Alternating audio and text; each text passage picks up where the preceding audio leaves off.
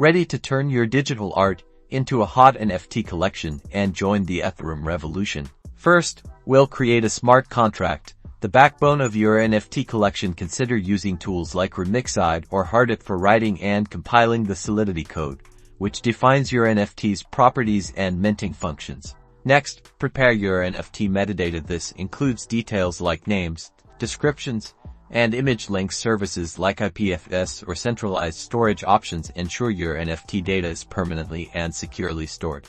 Now, let's build your minting mechanism. This could be a simple function in your smart contract that allows users to mint NFTs directly, or a more complex system with whitelists and presales. Don't forget to consider gas fees, as these can significantly impact the cost of minting. Optimize your contract to minimize gas consumption. Finally, it's time to deploy your contract to the Ethereum mainnet or a testnet for testing. After deploying, list your collection on NFT marketplaces like OpenSea or Rarible to get those sales rolling.